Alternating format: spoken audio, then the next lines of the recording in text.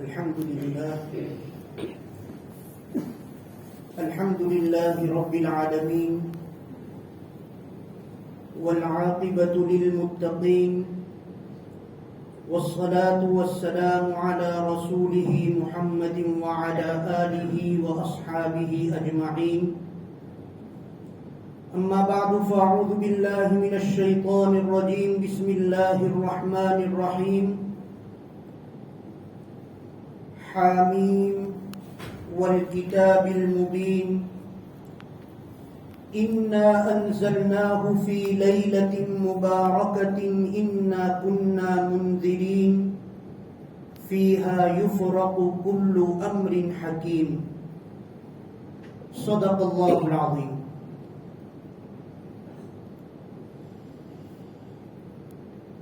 بزرگان دین، معزز سامعین کرام،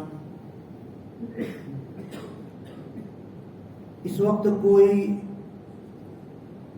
بہت لمبی چوڑی تقریر کرنا مقصود نہیں ہے. شب براءت کی مناسبت سے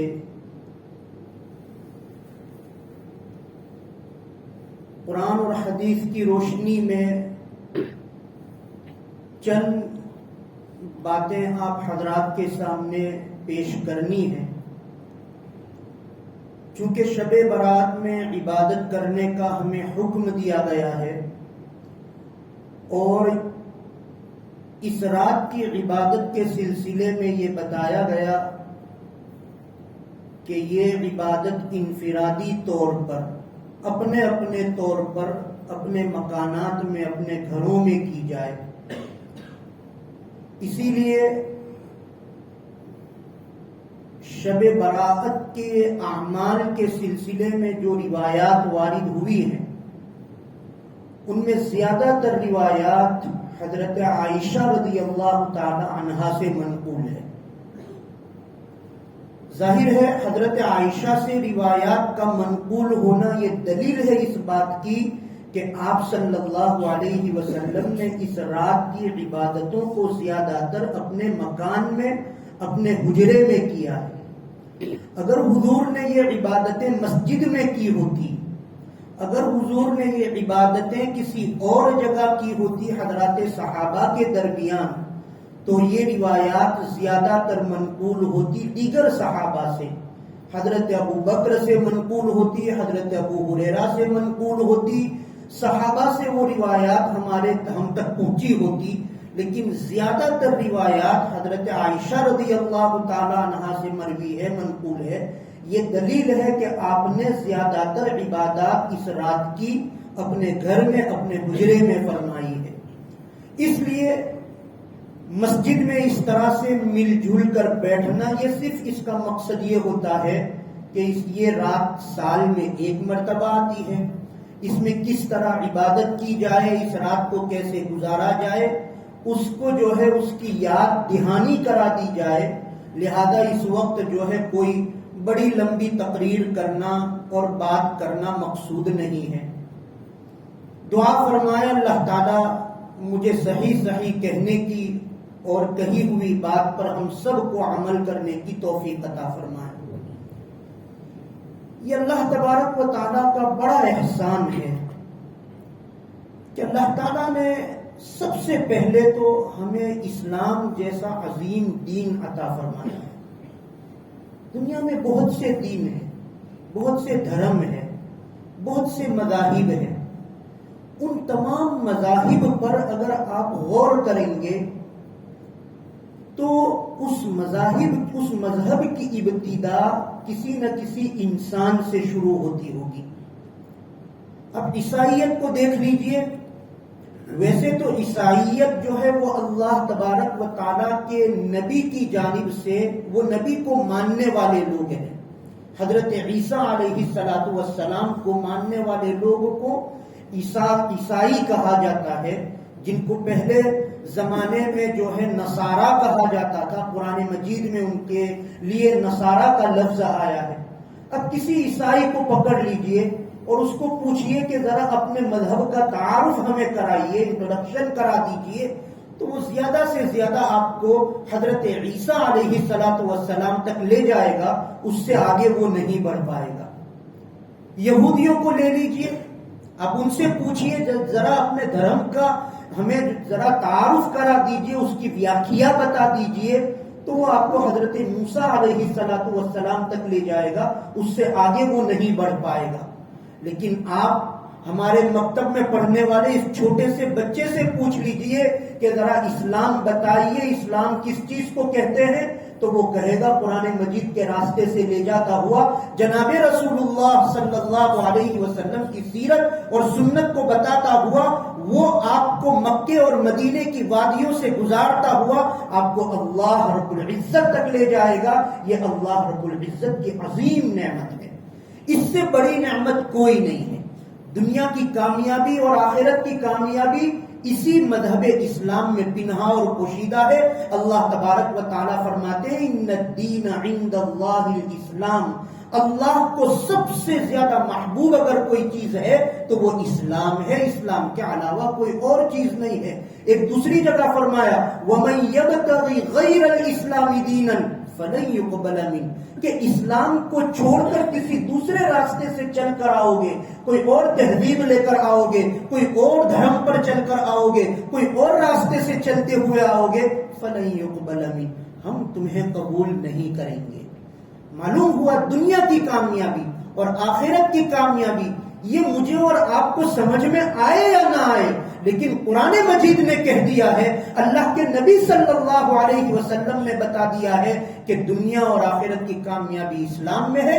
صحیح معنی میں اگر اس دین پر چل لیا جائے، اس کو زندگی میں اتار لیا جائے، اس پر اپنے رات دن کو ڈال دیا جائے، میرا کھانا پینا، میرا لینا دینا، میرا اٹھنا بیٹھنا اگر نبی پاک صلی اللہ علیہ وسلم کی سنت کے مطابق ہوتا ہے، جس کو اسلام کہا گیا، جو پریکٹیکلی اسلام ہے، ایک تھیوری کی شکل میں اسلام ہے جو یہ قرآن مجید کی شکل میں ہمارے سامنے ہے، اور ایک پریکٹیکلی اسلام، عملی اسلام جو ہے، چلتا پھرتا اسلام، کھاوے تو اسلام، پیوے تو اسلام، کھیتی باڑی کرے تو اسلام، دکانداری کرے تو اسلام، ڈاکٹری کرے تو اسلام، یہ اسلام اللہ کے نبی صلی اللہ علیہ وسلم کی سیرت ہے، آپ کی سنت ہے، اس کا نام بھی اسلام ہے۔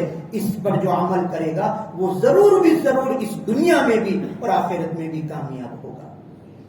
تو یہ عظیم نعمت اللہ تبارک و تعالیٰ نے ہمیں عطا فرمائی۔ پھر اس بڑی نعمت کے طفیل، اس بڑی نعمت کے صدقے میں اللہ تعالیٰ نے اس کے نیچے اور بہت ساری نعمتیں عطا فرمائی، قرآن مجید عطا فرمایا۔ اس قرآن کو سمجھنے کے لیے جناب رسول اللہ صلی اللہ علیہ وسلم جیسی عظیم ہستی اور معلم عطا فرمایا۔ کوئی بھی کتاب ہو، اس کو سمجھنے کے لیے، سمجھانے کے لیے ایک استاد کی ضرورت ہوتی ہے، ایک ٹیچر کی ضرورت ہوتی ہے، وہ ہمیں وہ کتاب سمجھاتا ہے۔ قرآن مجید ایک کتاب عطا فرمائی، اس کو سمجھانے کے لیے ایک استاد اور ایک ٹیچر کی ضرورت تھی۔ وہ عظیم استاد، وہ عظیم ٹیچر، وہ عظیم معلم، وہ دنیا کی سب سے پاکیزہ ہستی، وہ زمین اور آسمان کے نیچے، زمین کے اوپر اور آسمان کے نیچے چلنے والا سب سے مقدس وہ شخص جو ہے جس کو ہم اللہ کے نبی محمد الرسول اللہ صلی اللہ علیہ وسلم کہتے ہیں، ہمیں ان کی امت میں اللہ تعالیٰ نے پیدا فرمایا۔ اس کا احساس مجھے اور آپ کو ہو یا نہ ہو، لیکن جن کو ہوتا ہے وہ اس کی لذتیں محسوس کرتا ہے، وہ اس کو سمجھتا ہے کہ یہ کتنی بڑی نعمت اللہ تعالیٰ نے ہمیں عطا فرمائی ہے۔ ان ساری نعمتوں کے ساتھ ساتھ اللہ نے رمضان المبارک کا مہینہ بھی ہمیں عطا فرمایا، پھر بڑی پاکیزہ راتیں اللہ تعالیٰ نے ہمیں عطا فرمائی ہے، بہت پاکیزہ دن بھی ہمیں عطا فرمائے، عرفات کا دن عطا فرمایا، عیدین کے دن عطا فرمائے، یوم الفطر جو ہے عید الفطر اور عید الاضحیٰ کے نام سے، یہ سب مخصوص دن ہے۔ ویسے تو پورا زمانہ اللہ تعالیٰ نے بنایا ہے۔ ایک حدیث پاک میں ابو داؤد شریف کی روایت ہے، اللہ کے نبی صلی اللہ علیہ وسلم نے فرمایا کہ زمانے کو برا بھلا نہ کہو۔ بعض مرتبہ آدمی کہتا ہے کیسا برا زمانہ چل رہا ہے، کتنا برا زمانہ اس وقت چل رہا ہے، تو کہا زمانے کو برا بھلا نہ کہو۔ کیوں؟ اس لیے کہ زمانہ اللہ تبارک و تعالیٰ خود ہے، یعنی زمانے کو بنانے والے اللہ تعالیٰ ہے، اس لیے پورا زمانہ ہے۔ سال کے 365 دن اللہ تبارک و تعالیٰ کے بنائے ہوئے ہیں، ہر دن مبارک ہے، ہر رات مقدس ہے، ہر دن مبارک سمجھا گیا ہے، لیکن پھر اللہ تبارک و تعالیٰ نے بعض دنوں کو اور زیادہ فضیلتیں عطا فرمائی ہے، اسی طرح سے بعض راتوں کو بھی اللہ تعالیٰ نے فضیلتیں عطا فرمائی ہیں۔ جیسے ایک رات رمضان المبارک میں آئے گی جسے ہم لیلۃ القدر کہتے ہیں، اسی طرح یہ ایک رات جو آج ہم گزار رہے ہیں شعبان المعظم کی 15ویں شب، جس کو شب براءت کہا جاتا ہے، جس رات کے مناسبت سے ہم اس وقت یہاں مسجد میں بیٹھے ہوئے ہیں، یہ شب براءت کہلاتی ہے۔ شب براءت یہ فارسی لفظ ہے، شب فارسی میں رات کو کہا جاتا ہے، اور ہم بولتے ہیں اس کو شب برات۔ برات بارات سے، بارات کے معنی تو آتے ہیں شادی، تو شادی کی رات، حالانکہ یہ لفظ ہم غلط بولتے ہیں، اصل یہ لفظ ہے شب براءت۔ براءت کے معنی آتے ہیں نجات پا جانا، نجات حاصل کرنا، چھٹکارا پانا۔ یہ رات نجات پانے کی رات ہے، چھٹکارا حاصل کرنے کی رات ہے۔ اللہ تبارک و تعالیٰ سے اس رات میں جب اپنے گناہوں کی توبہ کی جاتی ہے تو اس توبہ کے عوض، ان عبادتوں کے بدلے میں اللہ تعالیٰ اس رات کے، اس عبادت کے بدلے میں اس رات میں جہنم سے نجات عطا فرماتے ہیں، اپنے عذاب سے نجات عطا فرماتے ہیں، اس لیے اس رات کو شب براءت کہا جاتا ہے۔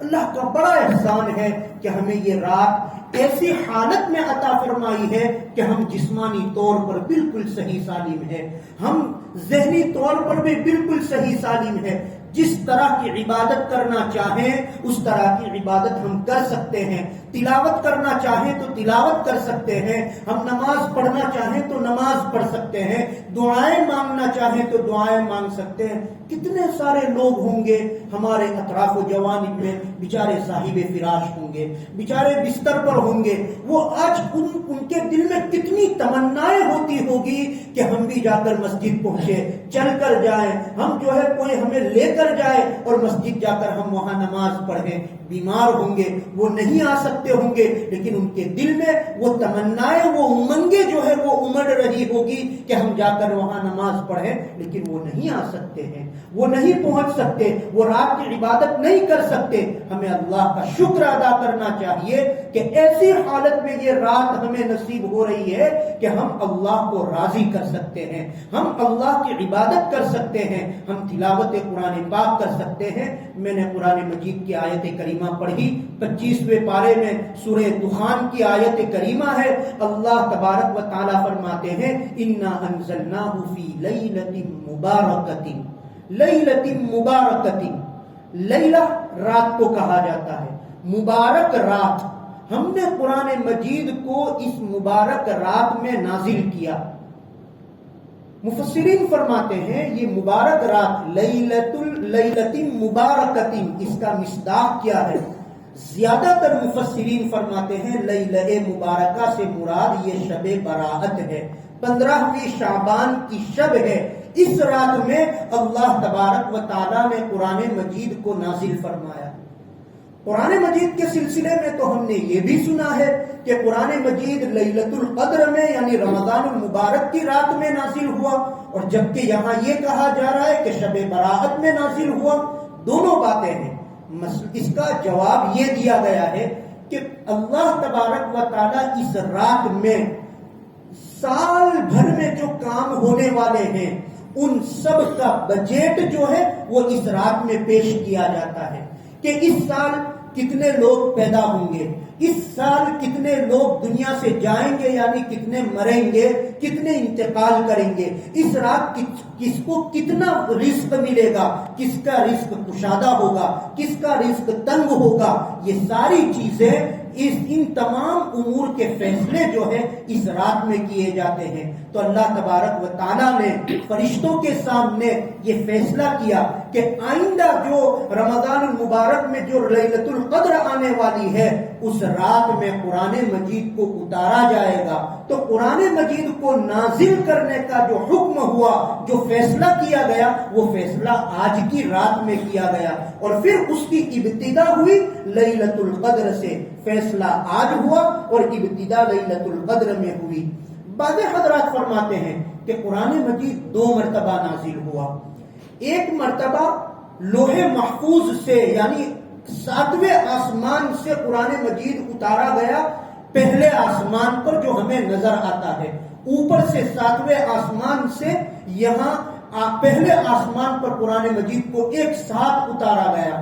یہ آج کی رات میں ہوا یعنی شب براءت میں ہوا، اور پھر اس کی ابتدا ہوئی شب قدر سے، اور پھر 23 سال میں جب جب ضرورت پڑتی گئی، موقع آتا رہا، تو یہ قرآن مجید جو ہے 23 سال میں اترا، اور اس کی ابتدا جو ہوئی وہ شب قدر سے یعنی رمضان مبارک کی 27ویں شب سے یا شب قدر سے ہوئی۔ یہ بڑی عظیم رات ہے، بڑی مبارک رات ہے، بڑی پاکیزہ رات ہے، بڑی مقدس رات ہے۔ اس رات کے بہت سارے نام ہیں۔ لیلہ مبارکہ بھی اس کو کہا جاتا ہے، انعام اور مغفرت کی لیلۃ مغفرتن بھی اس کو کہا جاتا ہے، مغفرت کی رات کہا جاتا ہے۔ ایک حدیث پاک میں حضرت عائشہ رضی اللہ تعالی عنہا فرماتی ہے، اللہ کے نبی صلی اللہ علیہ وسلم رات میں میرے یہاں میرے حجرے میں تھے، میرے گھر میں تھے، آپ کی باری گویا حضرت عائشہ کے مکان پر تھی۔ کہتے ہیں ہم تو سو گئے تھے، اللہ کے نبی صلی اللہ علیہ وسلم رات کو اٹھ کر کمرے سے نکل گئے، حضرت عائشہ سو رہی ہے، درمیان میں آنکھ کھل گئی، دیکھا کہ آپ صلی اللہ علیہ وسلم موجود نہیں ہیں، تلاش کرنے کے لیے باہر نکلی۔ ادھر دوسرے جو مکانات تھے اللہ کے نبی صلی اللہ علیہ وسلم کی ازواج مطہرات کے، ان مکانات سے گزرتی ہوئی آپ صلی اللہ علیہ وسلم کو تلاش کر رہی ہے، اور تلاش کرتے کرتے جنت البقیع جو مسلمانوں کا قبرستان ہے وہاں پہنچ گئی تلاش کرتے کرتے، تو آپ صلی اللہ علیہ وسلم وہاں جنت البقیع میں موجود ہے، اور آپ وہاں مسلمان مرحومین کے لیے ان کی مغفرت کے لیے دعائیں کر رہے ہیں۔ حضرت عائشہ رضی اللہ تعالی عنہا نے دیکھا آپ صلی اللہ علیہ وسلم ساتھ ہو گئے، اور پوچھا تم کیوں یہاں آئی؟ تو کہا آپ کو تلاش کرنے کے لیے آئی، آپ میرے حجرے میں تھے، پھر جب میری آنکھ کھلی تو آپ موجود نہیں تھے، میں آپ کو تلاش کرتے کرتے نکلی تو میں نے آپ کو یہاں جنت البقیع میں پایا۔ آپ صلی اللہ علیہ وسلم نے فرمایا تمہیں معلوم ہے آج کون سی شب ہے؟ کہا ہاں آج 15ویں شعبان کی شب ہے، یعنی شعبان کے مہینے کی 15ویں رات ہے، مجھے یہ معلوم ہے۔ کہا نہیں اس کی فضیلت تمہیں معلوم ہے؟ کہا اس کی فضیلت تو معلوم نہیں ہے۔ کہا یہ بڑی مبارک رات ہے، بڑی بابرکت رات ہے، یہ ایسی رات ہے کہ آج کی رات میں اللہ تبارک و تعالی، آج کی رات میں اللہ تبارک و تعالی بنو کلب کی بکریوں کے ریوڑ کے بالوں کے برابر آج کی رات میں اپنے بندوں کی مغفرت فرمانے والے، بنو کلب کے بکریوں کی ریوڑ کے بالوں کی تعداد میں اللہ تبارک و تعالی آج کی رات میں مغفرت فرمانے والے ہیں۔ اندازہ لگائیے آج کی رات بنو کلب مدینہ منورہ کا ایک قبیلہ ہے۔ یہ بنو کلب جو ہے ان کا پیشہ یہ تھا، ان کا کام یہ تھا کہ یہ بکریاں زیادہ پالتے تھے، دوسرے قبیلوں کے مقابلے میں، دوسرے خاندانوں کے مقابلے میں اس قبیلے کے پاس بکریاں زیادہ ہوا کرتی تھی۔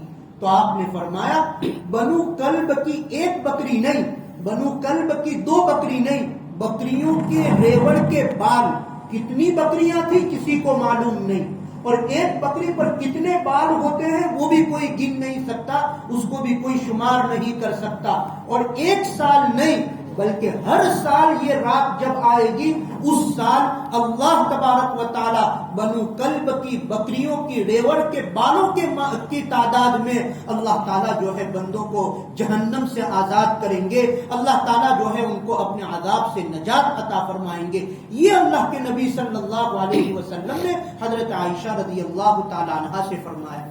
ایک موقع پر حضرت انس رضی اللہ تعالی عنہ کو آپ صلی اللہ علیہ وسلم نے ایک کام سے بھیجا حضرت عائشہ رضی اللہ تعالی عنہ کے پاس کہ ذرا یہ کام کر کے آؤ حضرت عائشہ کے یہاں۔ 15ویں شعبان کی رات تھی، حضرات صحابہ مسجد میں بیٹھے ہوئے تھے اور آپ صلی اللہ علیہ وسلم صحابہ کو یہ 15 شعبان کی فضیلت بیان فرما رہے تھے، اور حضرت انس رضی اللہ تعالی عنہ دوڑتے ہوئے آئے حضرت عائشہ کے پاس اور کہا جلدی سے یہ کام کرو، میں آپ صلی اللہ علیہ وسلم کو اس حالت میں چھوڑ کر آیا ہوں کہ آپ 15 شعبان کی فضیلت کو بیان فرما رہے ہیں، تو جلدی یہ کام نمٹاؤ۔ پھر حضرت انس فرماتے ہیں میں نے آپ صلی اللہ علیہ وسلم سے سنا، آپ نے فرمایا یہ بڑی مبارک رات ہے اور اس رات میں 7 آسمان کے دروازے کھل جاتے ہیں اور ہر آسمان پر فرشتے ہوتے ہیں، اور وہ فرشتوں میں کوئی اللہ کے لیے قیام کیے ہوئے ہیں، کوئی اللہ کے لیے رکوع کیے ہوئے ہیں، کوئی اللہ کے لیے سجدہ کیے ہوئے ہیں، کوئی تسبیح میں مشغول ہے، کوئی جو ہے تکبیر میں مشغول ہے، کوئی اللہ کی تحمید میں مشغول ہے۔ اور اس رات میں اللہ تبارک و تعالی آسمان دنیا پر آ کر یہ اعلان کرتے ہیں، یہ کہتے ہیں کہ آج کی رات بڑی مبارک رات ہے کوئی اپنے گناہوں کی مغفرت طلب کرنے والا کہ میں اس کی مغفرت کر دوں، ہے کوئی اپنے رزق میں اضافہ اور برکت کی دعا مانگنے والا کہ میں اس کے رزق میں برکت پیدا کر دوں، ہے کوئی جو پریشان حال اور تکلیف میں کہ وہ اپنی پریشانی اور تکلیف کو دور کرنے کے لیے میرے سامنے ہاتھ پھیلائے اور میں اس کی تکلیف، اس کی مصیبت، اس کی پریشانی کو میں دور کر دوں۔ اس رات میں اللہ تعالیٰ آسمان دنیا پر آتے ہیں اور آسمان دنیا پر آ کر اللہ تعالیٰ اپنی رحمتوں کی بارش برساتے ہیں، اپنی مغفرتوں کی بارش برساتے ہیں اور اپنے بندوں کو پکار پکار کر کہتا ہے کہ روز تو تم میرے در پر آتے ہو، روز تو تم میری چوکھٹ پر آتے ہو، روز تم میرے سامنے اپنے ہاتھ پھیلاتے ہو، روز تم میرے سامنے اپنا دامن پھیلاتے ہو اور مجھ سے دعائیں رو رو کر مانگتے ہو کہ میرے رزق میں برکت عطا فرما، میرے دعاؤں کو، میرے گناہوں کو معاف فرما، میری تکلیف اور مصیبت کو دور فرما۔ آج میں تمہارے پاس آ رہا ہوں اور آج میں تمہارے سامنے آ کر میں کہتا ہوں میں تمہارا رب ہوں، میں تمہارا معبود ہوں، میں تمہارا پروردگار ہوں، میں تمہارا پالنہار ہوں، میں تمہارا مشکل کشا ہوں، مانگو مجھ سے جو مانگنا ہے، وہ ہے کوئی مانگنے والا میں اس کی دعا کو قبول کروں۔ ہم روز دعا مانگتے ہیں، ہمیں یہ شک ہوتا ہے پتہ نہیں دعا قبول ہوئی ہوگی یا نہیں ہوئی ہوگی، پریشان ہوتے ہیں، دعا مانگنے کے بعد بھی ہمیں یقین نہیں ہوتا ہے کہ ہماری دعا قبول ہوئی یا نہیں ہوئی۔ لیکن آج کی رات میں جب اللہ تعالیٰ خود یہ فرما رہے ہیں میں تمہاری دعا کو قبول کروں گا، میں تمہارے مطالبے کو پورا کروں گا، میں تمہاری درخواست پر لبیک کہوں گا، تم آؤ، تم مجھ سے مانگو، میں تمہیں عطا کروں گا، تو اس کے قبول ہونے کا یقین 1% نہیں بلکہ 100% آج کی رات کی دعا کی قبولیت کا یقین ہوتا ہے۔ اسی لیے علماء کرام آج کی رات کا خاص اہتمام کرتے ہیں۔ محدثین نے اس سلسلے میں بہت سی روایات نقل فرمائی ہے، بڑی بابرکت رات ہے، بڑی مبارک رات ہے۔ کوئی روایات میں کہیں اس رات میں کون سی عبادت کرنا ہے اس کا کوئی تذکرہ نہیں ہے، کسی خاص عبادت کو کرنے کا حکم نہیں دیا گیا ہے، جو عبادت جی میں آئے، جو عبادت دل میں آئے، جس عبادت کے کرنے کا جی چاہے وہ عبادت کی جا سکتی ہے۔ اگر دعا مانگنے کا جی چاہے تو دعا مانگی جائے، نماز پڑھنے کا جی چاہے تو نماز پڑھی جائے۔ بعض حضرات کہتے ہیں آج کی رات میں صلاۃ التسبیح پڑھنی چاہیے تو صلاۃ التسبیح پڑھ لی جائے، اس کا طریقہ جو ہے وہ ہمیں اور آپ کو بتا ہی دیا جاتا ہے تو وہ پڑھی جائے۔ دوسری نمازیں نفل نمازیں پڑھی جائے، اگر زندگی بھر کی نمازیں جو قضا ہوئی ہے تو وہ قضا نمازیں پڑھ لی جائے، اگر اس سے تھک جائے تو پھر اس کے بعد قرآن مجید کی تلاوت کر سکتے ہیں، تسبیحات پڑھی جا سکتی ہے، اور اگر کچھ بھی نہ کر سکے تو عشاء کی نماز جو ہے اس کو ہم نے پڑھ لی ہے جماعت کے ساتھ ہم نے عشاء کی نماز پڑھی ہے، اور فجر کی نماز جماعت کے ساتھ پڑھ لیں، فجر کی نماز جماعت کے ساتھ پڑھ لیں گے، علماء کرام نے یہ لکھا ہے پوری رات کی عبادت کا ثواب مل جائے گا۔ بہت بڑی بات ہے، بہت آسانی کر دی گئی ہے، پوری رات نہ جاگ سکے تو ادھر ادھر بیٹھ کر وقت کو ضائع نہ کیا جائے۔ یہ صرف اس رات کے سلسلے میں نہیں ہے، ہمیں یہ افسوس ہوتا ہے، معاف فرمائیے گا، چھوٹی زبان بڑی بات ہو جائے گی، معاف فرمائیے گا، یہ افسوس ہو جاتا ہے جمعے کے دن ہماری مسجد پوری بھر جاتی ہے. جمعے کی نماز میں شب برات آتی ہے، مغرب کی نماز میں پاؤں رکھنے کی جگہ نہیں ہوتی ہے. شب قدر ہوتی ہے، مغرب کی نماز میں، عشاء کی نماز میں ختم قرآن کے موقع پر پاؤں رکھنے کی جگہ نہیں ہوتی ہے. ہم یہ چند نمازیں، عید کے دن پورا عیدگاہ بھر جاتا ہے. اتنی گرمی، اتنی جو ہے شدید گرمی ہوتی ہے، پھر بھی ہم جو ہے نہا دھو کر عیدگاہ پہنچتے ہیں اور وہاں نماز پڑھتے ہیں. افسوس اس وقت ہوتا ہے پھر جب عام دنوں میں ہم اللہ کے حضور میں نہیں آتے ہیں، ہم مسجد نہیں پہنچتے. کیا اللہ صرف ہمیں شب برات ہی میں کھلاتا ہے؟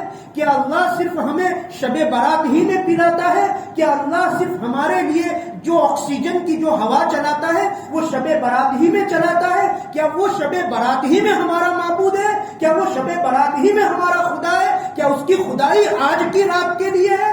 یہ ہمیں سوچنے کی ضرورت ہے.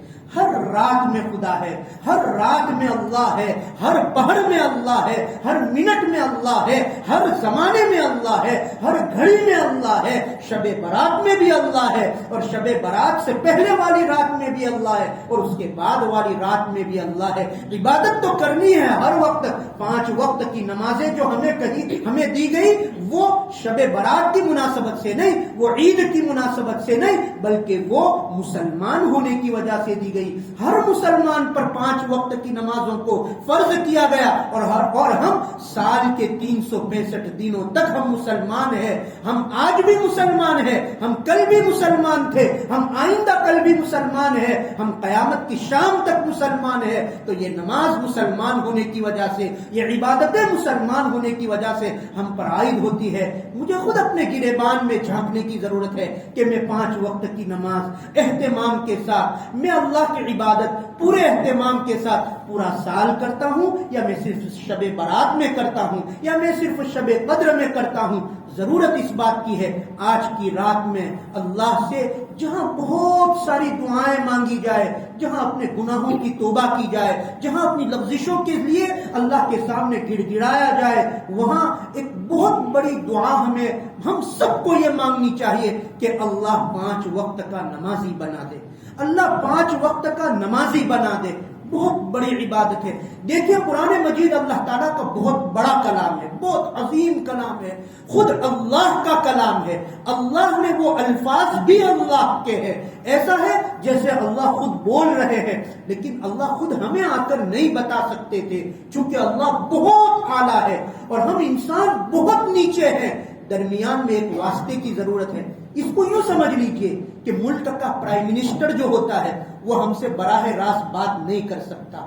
کیوں؟ وہ اپنے آپ کو بہت بڑا سمجھتا ہے اور وہ ہمیں دوسروں کو، اپنی عوام کو بہت نیچے سمجھتا ہے. تو وہ خود سے بات نہیں کرتا بلکہ وہ من کی بات ریڈیو سے کر لیتا ہے، ٹیلی فون سے کر لیتا ہے، یا درمیان میں کوئی واسطہ ہوتا ہے اس کے ذریعے سے وہ بات کر لیتا ہے، براہ راست نہیں کرتا. جب دنیا میں یہ معاملہ ہوتا ہے تو اللہ تو بہت بڑے ہیں، وراء الورا ہے. اس تک ہماری عقل نہیں پہنچ سکتی، اس کو نہ ہماری آنکھیں دیکھ سکتی ہے. اسی لیے علماء کا اتفاق ہے کہ اللہ کا دیدار دنیا میں کوئی نہیں کر سکتا. اللہ کا دیدار دنیا میں کوئی نہیں کر سکتا. حضرت موسیٰ علیہ السلام نے کوہ طور پر اللہ تعالیٰ سے ضد کر لی تھی، ہم آپ کو دیکھنا چاہتے ہیں، ہم آپ کو دیکھنا چاہتے ہیں، ہمیں آپ کا دیدار کرنا ہے. اللہ تعالیٰ نے فرمایا نہیں ہو سکتا یہ. تو کہا نہیں، میں آپ کو دیکھنا چاہتا ہوں. کیونکہ اللہ کے محبوب تھے، اللہ کے پیغمبر تھے، کلیم اللہ تھے، وہ اللہ سے اس طرح کی ضد کر سکتے تھے. یہ ناز کا تعلق ہوتا ہے. اللہ کے نبی صلی اللہ علیہ وسلم بدر کے موقع پر، بدر کے لیے بدر کے میدان میں آپ نے صف لگا دی، حضرات صحابہ کو کھڑا کر دیا.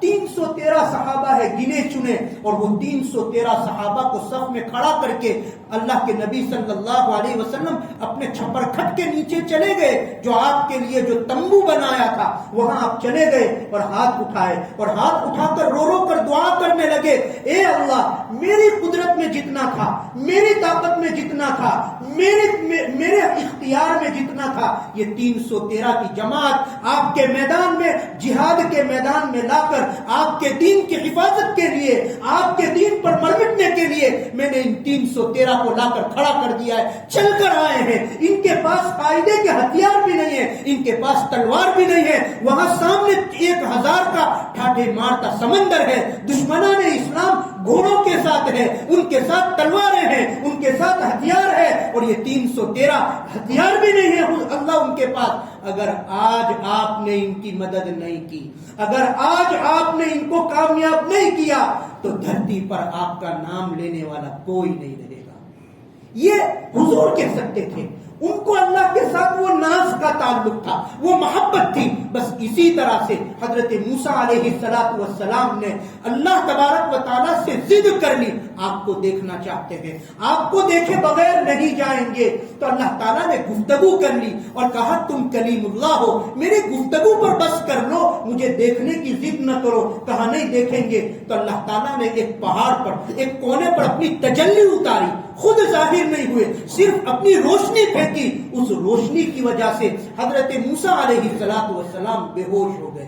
حضرت موسیٰ بے ہوش ہو گئے، وقت کے نبی ہے، وقت کے پیغمبر ہے، ان کی نگاہوں میں، ان کی آنکھوں میں وہ طاقت نہیں ہے کہ وہ اللہ کا دیدار کر سکے۔ تو پھر ہم عام انسان اللہ کا دیدار نہیں کر سکتے۔ ہاں، جنت میں اللہ کا دیدار ضرور ہوگا۔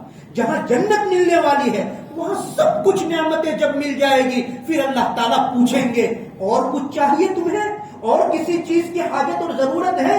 تو سب کہیں گے اور کیا چاہیے؟ آپ نے جنت دے دی، آپ نے جنت کی نعمتیں دے دی، آپ نے اتنا عظیم الشان آپ نے جو ہے ایک باغیچہ دے دیا، اتنا بہترین سونا اور ہیرے اور جواہرات کا آپ نے محل دے دیا، اور اس میں حوریں بھی آپ نے دے دی۔ اب ہمیں کیا چاہیے؟ ہم تو ارادہ کرتے ہیں تو وہ چیز حاضر ہو جاتی ہے، ہمارے ذہن میں خیال آتا ہے تو ہمارے سامنے وہ چیز حاضر ہو جاتی ہے۔ اللہ اب کیا چیز ہو سکتی ہے؟ تو کہا ایک چیز اور باقی ہے، ایک چیز اور باقی ہے جو ابھی تمہیں نہیں ملی ہے۔ اور پھر اللہ تبارک و تعالیٰ وہ پردہ ہٹے گا، اور پردہ ہٹنے کے بعد پورے تمام جنتی جو ہے ایک میدان میں جمع ہوں گے، اور وہ پردہ ہٹے گا، اور پردہ ہٹنے کے بعد اللہ تبارک و تعالیٰ کا دیدار کریں گے، اللہ کا دیدار کریں گے۔ قرآن مجید نے اس کو ذکر فرمایا ہے، جنت کی نعمتوں کو ذکر کرنے کے بعد مزید کے عنوان سے اللہ کے دیدار کو، اللہ کو دیکھنے کو ذکر کیا ہے۔ تو اللہ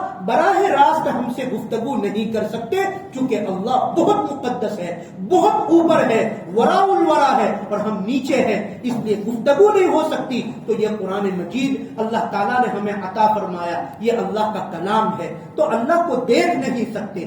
اس لیے اللہ تبارک و تعالیٰ نے جناب رسول اللہ صلی اللہ علیہ وسلم درمیان میں بطور واسطے کے، بطور قاصد کے، بطور سفیر کے ہمیں عطا فرمائے۔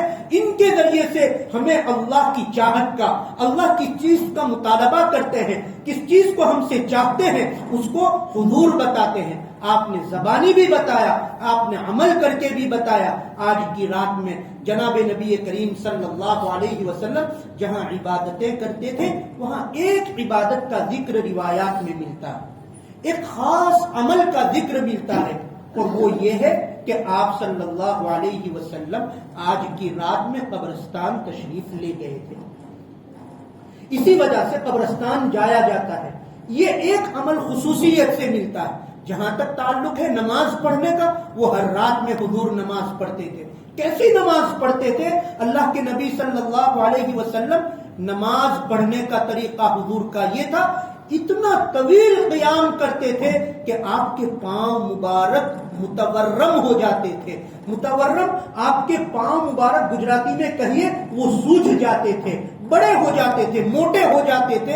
اتنی نماز آپ صلی اللہ علیہ وسلم عام راتوں میں پڑھتے تھے۔ جب عام راتوں میں نماز پڑھنے کا یہ عالم تھا، تو آج کی شب براءت میں آپ کیسی نماز پڑھتے ہوں گے اس کا اندازہ نہیں لگا سکتے۔ آپ نماز پڑھتے تھے۔ البتہ یہ بات آئی ہے کہ آج کی رات میں جو آپ نماز پڑھتے تھے، اس میں آپ کہ نماز کے جو ارکان ہے وہ دیگر راتوں کی نمازوں کے مقابلے میں طویل ہو جاتے تھے۔ دیگر رات میں قیام کرتے تھے، وہاں قیام اگر طویل تھا تو آج کی رات کا قیام اور زیادہ طویل، آج کی رات کا رکوع اور زیادہ لمبا، آج کی رات کا سجدہ اور زیادہ جو ہے سجدہ اور زیادہ لمبا ہو جاتا تھا۔ باقی راتوں میں بھی لمبا ہوتا تھا لیکن آج کی رات میں زیادہ طویل ہو جاتا تھا. ایک تو یہ بات ہے. دوسری بات یہ ہے کہ آج کی رات میں اللہ کے نبی صلی اللہ علیہ وسلم قبرستان تشریف لے گئے تھے اور آپ نے مرحومین کے لیے وہاں دعائے مغفرت کی تھی, ان کے لیے اللہ کی رحمت کا مطالبہ کیا تھا. یہ ایک عمل ہے. اچھا, ایک اور بات ہے کہ یہ جو قبرستان جانے کا ذکر ہے وہ بھی زندگی میں ایک ہی مرتبہ جانے کا ذکر ہے. یہ بھی کہیں مذکور نہیں ہے کہ ہر سال شب براءت میں آپ صلی اللہ علیہ وسلم تشریف لے جاتے تھے. یہ بھی مذکور نہیں ہے. یہ ہے کہ حضرت عائشہ نے ایک مرتبہ فرمایا میں نے آپ کو جو ہے جنت البقیع میں دیکھا تھا اور آپ وہاں اللہ سے دعائیں مانگ رہے تھے. یہ تو آج کی رات کی عبادت کا معاملہ ہے, کوئی عبادت مخصوص نہیں ہے. پھر ایک مرتبہ کہہ دوں, جو عبادت کا دل چاہے وہ عبادت کر سکتے ہیں. تسبیح پڑھنا چاہے, اللہ کی کتاب کی تلاوت کرنا چاہے, یا یہ کہ اس کے علاوہ نمازیں پڑھنا چاہے, جو عبادت کرنا ہو وہ عبادت کر سکتے ہیں. کوئی تعین نہیں ہے. پھر کوئی وقت کی بھی تعین نہیں ہے کہ 1 بجے تک یا 2 بجے تک یا 3 بجے تک, اس کی بھی کوئی تعین نہیں ہے. ایک بات یہ ہے. دوسری بات یہ ہے وَصُومُوا نَهَارَهَا, یہ ایک لفظ آیا ہے. 15ویں شعبان کا دن, کل صبح جو کل ہونے والا ہے وہ دن, اس دن میں کیا کرنا ہے؟ تو روایات میں آیا ہے کہ اس دن کا روزہ رکھنا, اس دن کا روزہ رکھنے کا حکم دیا گیا ہے. حضور نے رکھا ہے یا نہیں رکھا اس کا بھی کوئی تذکرہ نہیں ہے. امر کے صیغے کے ساتھ وَصُومُوا نَهَارَهَا, اور تم اس کے دن کا روزہ رکھو. اسی لیے علماء نے اس دن کے روزے کو مستحب لکھا ہے, کسی نے سنت بھی نہیں لکھا ہے بلکہ مستحب لکھا ہے. ممکن ہے مستحب اور سنت دونوں کے معنی ایک ہی ہو. بہرحال آج کے رات میں حضور قبرستان جاتے تھے اور 15ویں شعبان کے دن میں اللہ کے نبی صلی اللہ علیہ وسلم سے روزہ رکھنے کا حکم دیا گیا ہے.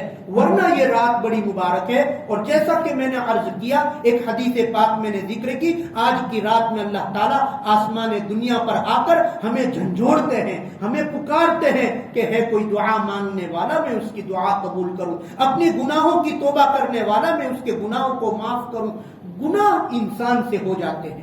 بہترین گنہگار وہ ہے جو گناہ کرنے کے بعد توبہ کر لے. بہترین گنہگار وہ ہے جو گناہ کرنے کے بعد فوراً توبہ کر لے.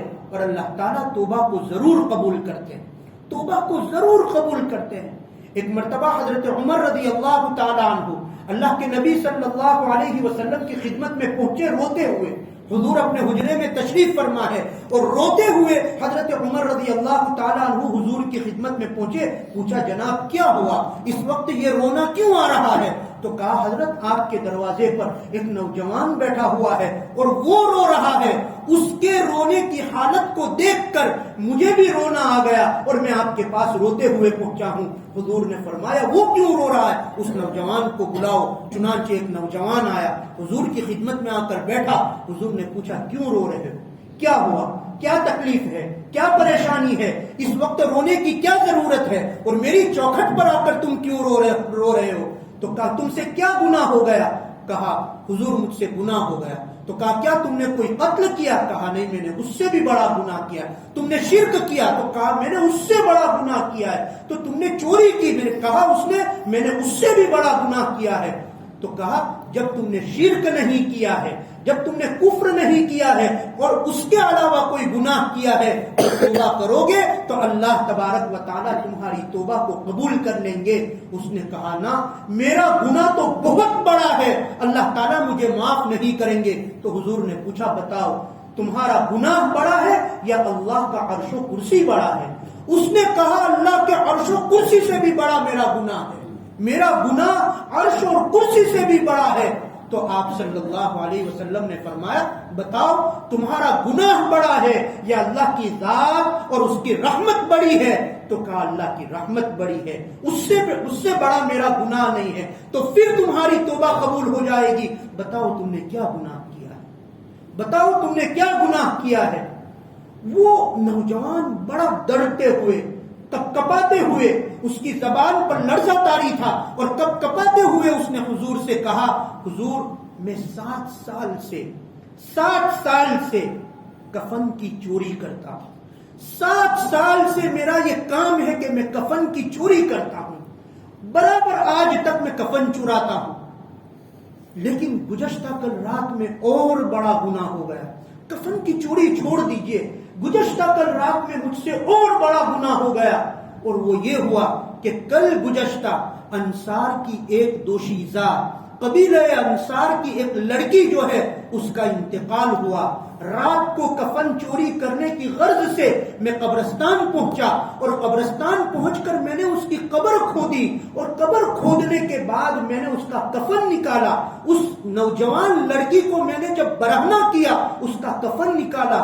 اس کے بعد شیطان مجھ پر غالب ہوا, نفس مجھ پر غالب ہوا, اور میں نے اس مردار لاش کے ساتھ, اس نوجوان لڑکی کے ساتھ میں نے زنا کر لیا. اللہ کے نبی صلی اللہ علیہ وسلم غضب کے مارے اپنی مسند سے اٹھے اور اس کی گدی پر ایک تھپڑ مارا اور کہا تیری بخشش نہیں ہو سکتی, تیرا گناہ معاف نہیں ہو سکتا, تو نکل میرے یہاں سے, تو یہاں نہیں رہ سکتا. اور آپ صلی اللہ علیہ وسلم نے اس کو وہاں سے اپنے دربار سے بھگا دیا کہ تیری توبہ تو نہیں ہو سکتی.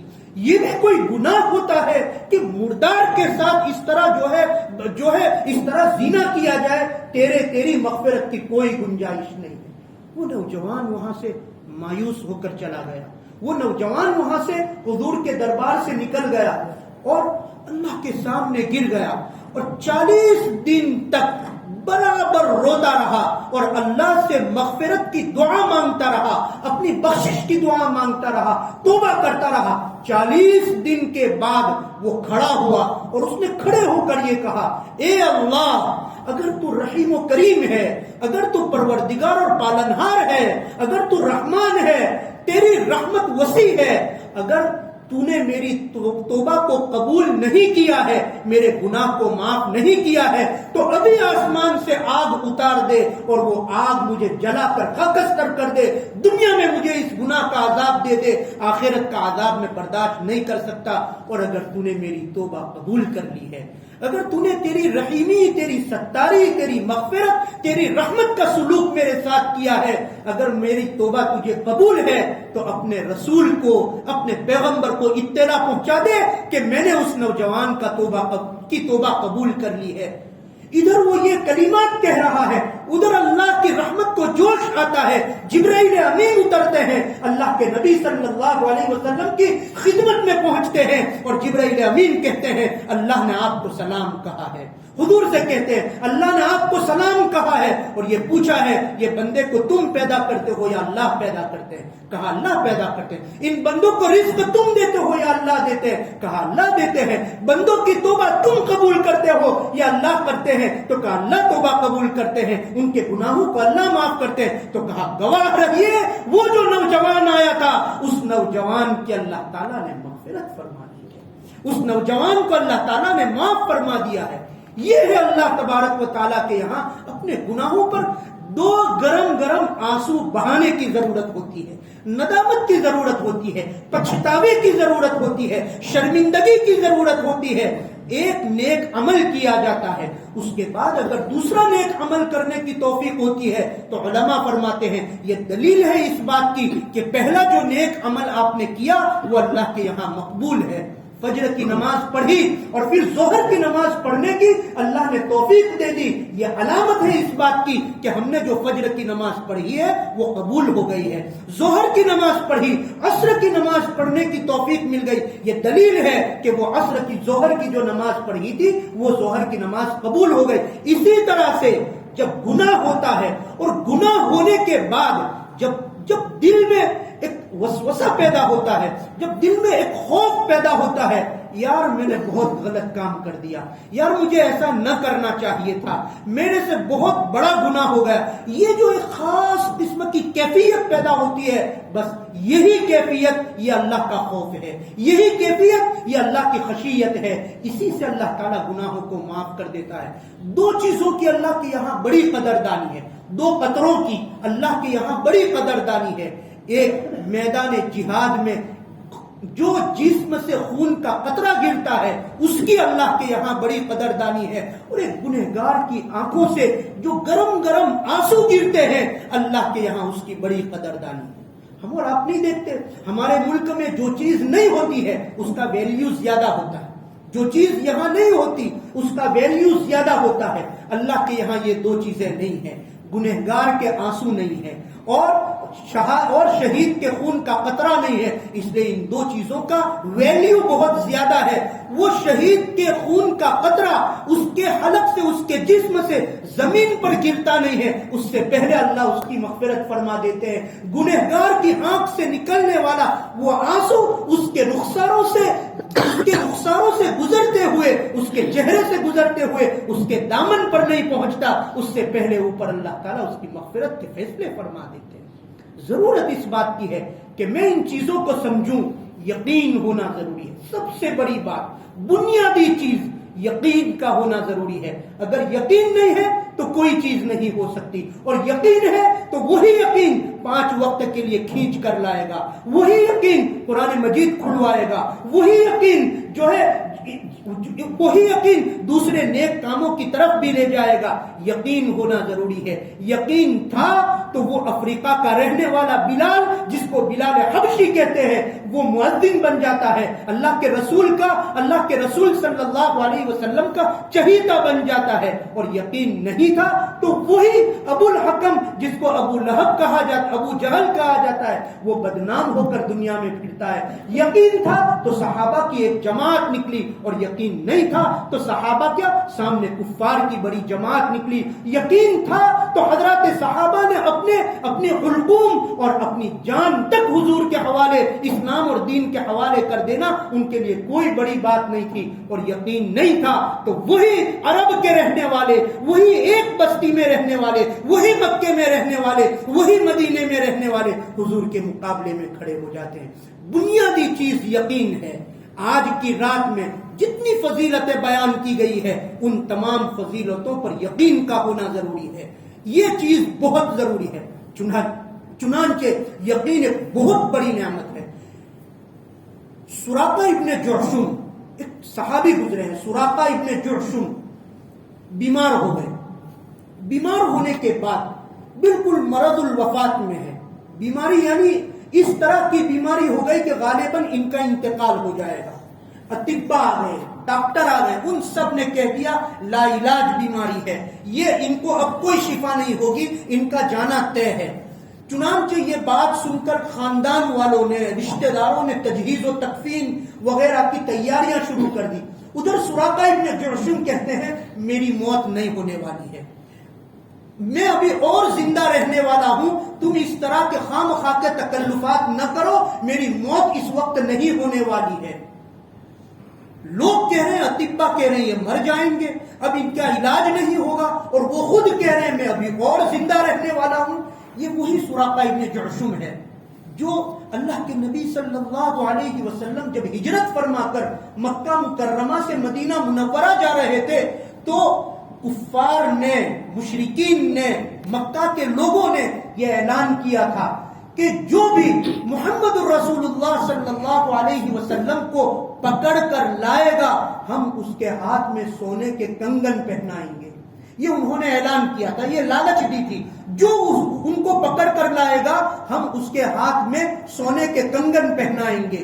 چنانچہ سراقہ ابن جعشم اس وقت ایمان نہیں لائے تھے، وہ اپنے گھوڑے پر سوار ہو کر حضور صلی اللہ علیہ وسلم کے پیچھے، آپ کے تعاقب میں، آپ کو پکڑنے کے لیے پیچھے دوڑے۔ اللہ کے نبی صلی اللہ علیہ وسلم کے پاس پہنچ گئے۔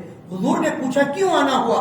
تو کہا کفار نے کہا ہے کہ جو آپ کو پکڑ کر لے جائے گا اس کو انعام میں سونے کے کنگن دیے جائیں گے، میں سونے کے کنگن حاصل کرنا چاہتا ہوں، آپ کو پکڑ کر واپس مکہ لے جاؤں گا اور کفار کے حوالے کروں گا، اس لالچ میں آیا ہوں تاکہ مجھے سونے کے کنگن مل جائے۔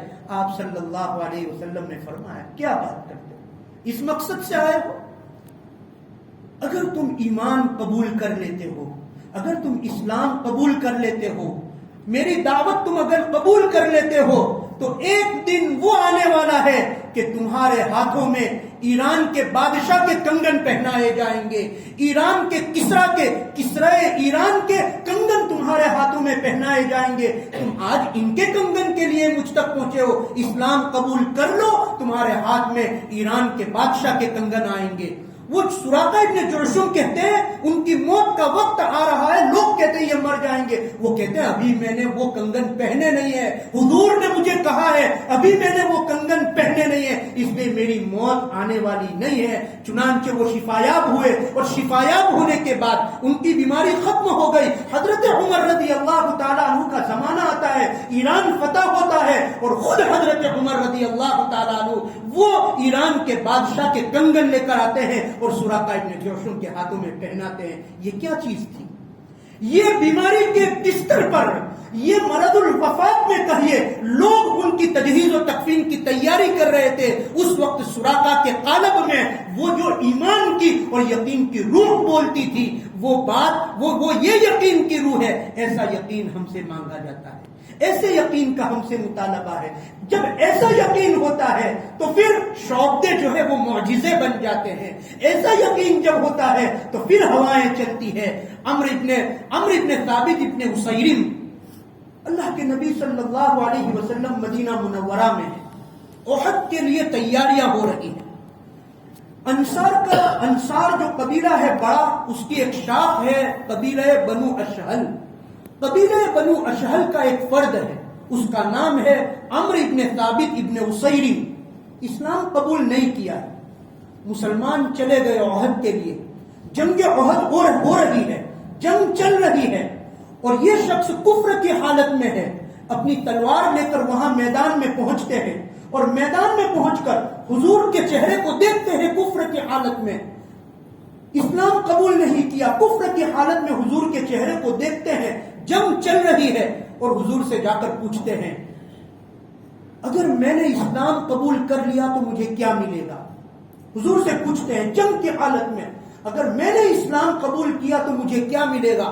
جنگ کی حالت میں چھوٹا سا جواب اللہ کے نبی صلی اللہ علیہ وسلم دیتے، جنت۔ میں نے اسلام قبول کیا تو مجھے کیا ملے گا؟ تو کہا جنت۔ بس وہ ہاتھ میں ایک کھجور پکڑی ہوئی تھی، کھجور تھی، ایک ہاتھ میں تلوار تھی، حضور سے کہا مجھے کلمہ پڑھائیے، کلمہ پڑھایا اللہ کے نبی صلی اللہ علیہ وسلم نے، وہ جو کھجور تھی اس کھجور کو وہی پھینک دیا، اور حضور سے کہا آخری سلام قبول کیجئے، یہ کھجور میں جنت میں کھا لوں گا، اور فوراً پلٹے اور کفار کی صف میں پہنچ گئے، اور کفار کے ساتھ وہ جنگ کی، وہ جہاد کیا، آخر اسی جنگ میں ان کی شہادت ہو گئی، اسی جنگ میں وہ دنیا سے چلے گئے۔ اللہ کے نبی صلی اللہ علیہ وسلم جنگ کے بعد جب مسلمانوں کی لاشوں کو جب جمع کیا گیا اور آپ صلی اللہ علیہ وسلم کے سامنے صحابہ موجود تھے، صحابہ کو حضور نے فرمایا آؤ ایک ایسا جنتی تمہیں دکھاتا ہوں جس نے ایک بھی نماز نہیں پڑھی، جس نے ایک بھی روزہ نہیں رکھا، جس نے کوئی ایک قرآن مجید کی آیت کی تلاوت نہیں کی، میں ایسا جنتی تمہیں دکھاتا ہوں۔ اللہ کے نبی صلی اللہ علیہ وسلم عمرو ابن ثابت ابن اسیرم کے پاس لے کر گئے، یہ وہ جنتی ہے جس نے کوئی نماز نہیں پڑھی، جس نے کوئی روزہ نہیں رکھا، لیکن سیدھا جنت میں گیا۔ یہ کیا چیز ہوتی ہے؟ یہ یقین ہے۔ حضرت عمر رضی اللہ تعالی عنہ کا زمانہ ہے، مصر کے لوگ جو تھے، مصر کے لوگوں کا عقیدہ تھا اور ان کا رواج بھی تھا کہ جب گرمی کا موسم آتا تھا تو مصر میں دریائے نیل سوکھ جاتا تھا، اس کا پانی ختم ہو جاتا تھا، تو وہ ہر سال اس کے پانی کو دوبارہ جاری کرنے کے لیے ایک انسان کو بھیٹ چڑھاتے تھے، ایک انسان کو لے جا کر اس پر ذبح کرتے تھے، اور اس کے ذریعے سے وہ پانی پھر جاری ہو جاتا تھا۔ یہ پہلے سے ان کا رواج تھا اور ان کا عقیدہ بھی تھا۔ حضرت عمر کا زمانہ آیا تو مصر والوں نے حضرت عمر کے پاس ایک پیغام بھیجا کہ دریائے نیل کا پانی خشک ہو گیا ہے، اب جو ہے ایک انسانی بھیٹ چڑھانی پڑے گی، آپ ایک انسانی بھیٹ چڑھائیے، آپ جو ہے امیر المؤمنین ہے، ایک انسانی بھیٹ چڑھائیے تاکہ جو ہے یہ دریا کا پانی پھر شروع ہو جائے۔ حضرت عمر نے کہا یہ نہیں ہو سکتا، یہ اسلام اور توحید کے خلاف ہے، یہ اسلامی تعلیمات کے خلاف ہے، ہم کسی انسان کو ذبح نہیں کر سکتے، کسی انسان کو کاٹ نہیں سکتے، اور جو ہے اگر وہ اللہ کے حکم سے چلتا ہے تو میرا یہ پیغام لے جاؤ. ایک چھوٹی سی پرچی نکالی اور اس پر ایک تحریر لکھی آپ نے. حضرت عمر رضی اللہ تعالیٰ عنہ نے اس تحریر میں آپ نے یہ لکھا: اے دریائے نیل، اے دریائے نیل، اگر تو بھیٹ لے کر چلنے والا ہے، اگر تیرا پانی انسان کی بھیٹ لے کر جاری ہونے والا ہے، ہمیں تیرے پانی کی کوئی ضرورت نہیں ہے. تو جو ہے تو قیامت تک خشک رہ جا، ہمیں تیرے پانی کی ضرورت نہیں ہے. اور اگر تو اللہ کے نام سے چلتا ہے تو اللہ کی مخلوق پیاسی ہے، اللہ کے نام کا واسطہ دیتا ہوں، تجھے چلنا ہوگا. وہ رکا اور وہ چٹھی اس دریائے نیل میں جا کر ڈالی گئی. تاریخ نے دیکھا، وہاں کے لوگوں نے دیکھا، کتابوں کے اوراق میں یہ بات لکھی ہوئی ہے. وہ برزہ جو ہے وہ اس کے پاتال میں پہنچتا نہیں ہے اور جو ہے وہ اس کی زمین میں جاتا نہیں ہے. اس سے پہلے دریائے نیل کے اس کے تہ سے پانی کی موجیں اچھلنے لگتی ہے اور یہ دریا بہنا شروع ہو جاتا ہے. یہ کیا چیز تھی؟ یہ حضرت عمر رضی اللہ تعالیٰ عنہ کے دل میں وہ یقین تھا.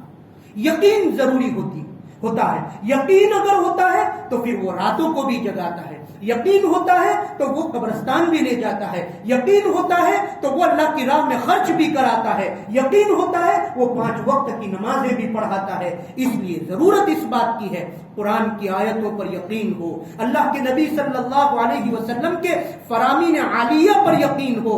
آج کی شب میں ہم جمع ہوئے، اس وقت جو ہے بہت مختصر طور پر یہ بات آپ کو بتائی گئی. آج کی رات بڑی بابرکت مقدس مبارک رات ہے. اللہ کے نبی صلی اللہ علیہ وسلم نے اس رات کی بڑی فضیلتیں بیان فرمائی ہیں اور یہ کہ قرآن مجید اتارنے کا فیصلہ آج کی رات میں ہوا ہے. آج کی رات میں اللہ تعالیٰ قبیلے بنو کلب کی بکریوں کے بالوں کے برابر تعداد میں لوگوں کو جہنم سے خلاصی اور نجات عطا فرماتے ہیں. اللہ تبارک و تعالیٰ سے ہمیں دعا کرنی ہے. اللہ تعالیٰ جو ہے ہمیں اس رات کو صحیح طریقے پر گزارنے کی، اس کی فضیلتوں کو حاصل کرنے کی اللہ تعالیٰ ہمیں توفیق عطا فرمائے. اور یہ جو آسمان دنیا پر اللہ تعالیٰ تشریف لا کر جو ہمیں پکار کر کہتے ہیں مجھ سے مانگو میں تمہیں دوں گا، تو ہمیں اس کو پکڑ لینا چاہیے. اور آج کی رات میں اللہ سے ہمیں مانگنا چاہیے، اپنی روزی مانگنی چاہیے، اپنی عبادتوں کی زیادتی مانگنی چاہیے، نمازوں کا لطف مانگنا چاہیے، اپنے گناہوں کی معافی مانگ لینی چاہیے. کوئی بے گناہ نہیں ہے، اس دھرتی پر سب گنہگار ہے. ہر ایک کو اپنا حال معلوم ہے، ہر ایک کے سامنے اس کی زندگی موجود ہے. کسی قسم کی غیبت کیے بغیر، کسی قسم کی کوئی ایسی ویسی بات کیے بغیر اللہ کے سامنے جا کر اپنے گھر کے کسی کونے میں بیٹھ کر 2 رکعت نماز پڑھ کر جو ہے وہاں اللہ کے سامنے ہاتھ اٹھا کر جتنی توفیق ہو، جتنا جی چاہے اللہ کے سامنے گڑ گڑا لیا جائے اور اپنی گزشتہ زندگی جو ماضی کی زندگی ہے اس کے گناہوں کی توبہ کر لی جائے. آئندہ زندگی خدا کی رضا کے مطابق گزرے وہ مانگ لیا جائے. اللہ تعالیٰ ضرور بخشنے والے ہیں، ضرور معاف کرنے والے ہیں. اور اللہ کی نعمتوں اور رحمتوں کو طلب کیا جائے. اللہ تبارک و تعالی ہم سب کو اس رات کو صحیح معنی میں وصول کرنے کی توفیق عطا فرمائے. اللہ تعالیٰ اس کی فضیلتوں سے ہمیں نوازے. اس میں جو انعامات ہیں ان تمام انعامات سے ہم سب کو اللہ تعالیٰ بہراور فرمائے. اللہ تبارک و تعالی ہم سب کو کہی ہوئی ان باتوں پر عمل کرنے کی توفیق عطا فرمائے. وآخر دعوانا الحمدللہ.